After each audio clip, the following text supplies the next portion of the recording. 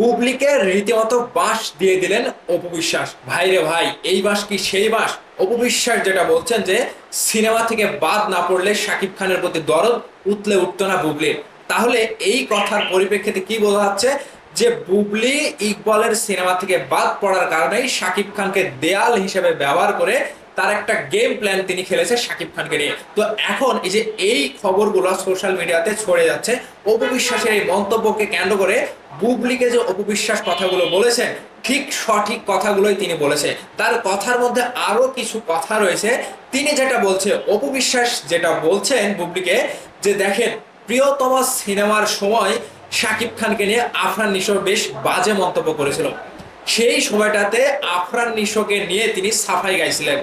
এমনকি শাকিব খানকে নিয়ে যখন ইকবাল বাজে মন্তব্য করছিলেন সেই সময়টাতেও ইকবালের দুইটি সিনেমাতে বুবলি অভিনয় করেছেন এবং সেই দুইটি সিনেমাতে তিনি কাজ করেছিলেন। এখন কেন এই যে ইকবালের সিনেমা থেকে বাদ পড়লো আর শাকিব খানকে নিয়ে দরদ উতলে উঠলো বুবলির? আসলে বুবলির মাস্টার প্ল্যান হচ্ছে শাকিব খানকে ব্যবহার করা, যেটা বলছে অপু বিশ্বাস। তাহলে অপু বিশ্বাস কিভাবে এই কথাগুলো বললো?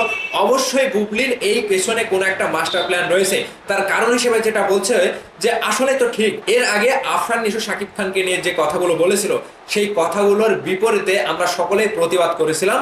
এমনকি অপু বিশ্বাসও থেমে থেকেছিল না, কারণ তার স্বামীকে নিয়ে যদি কেউ অপমানজনক কথা বলে এবং স্বামীকে নিয়ে যদি কেউ বাজে মন্তব্য করে তাহলে উত্তর দেওয়াটাই স্বাভাবিক। কিন্তু বুবলি সেই সময়টাতে আফরান নিশোর প্রশংসায় নেমেছিল।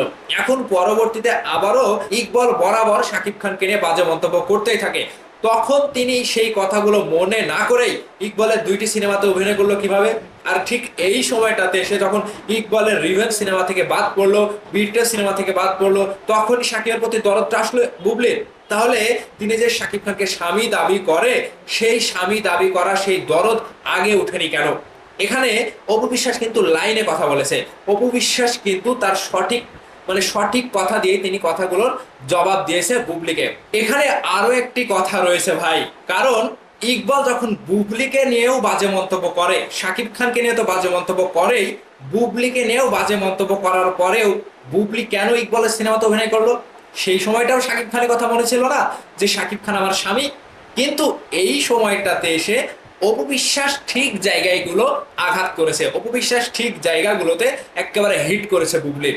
তো সময় সময় বুবলি এমন আচরণ করে, এই যে শাকিব খানকে নিয়ে আবারও তিনি যেটা শুরু করলেন, অপু বিশ্বাস তার পরিপ্রেক্ষিতে উচিত জবাব হিসেবে কিন্তু দিচ্ছে জবাবটা। তাহলে কে এগিয়ে? স্বামীর কাছাকাছি কে? শাকিব খানের কাছাকাছি কে?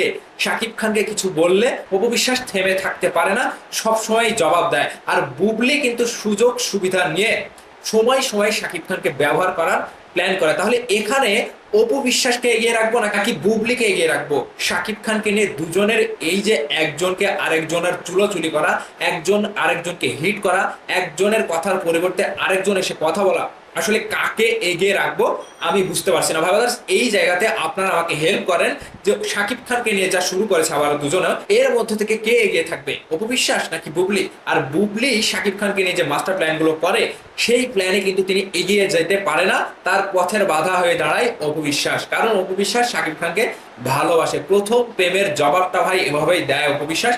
প্রতিবারই অপু বিশ্বাস শাকিব খানের অপমানের জবাব কিন্তু সঠিকভাবেই দিয়ে থাকে। তো এই সময়টাতে এসে শাকিব খানকে নিয়ে আবারও যেটা শুরু করলেন দুজন, আমার মনে হচ্ছে এই খেলাটা আবারও কতদিন চলে দেখেন।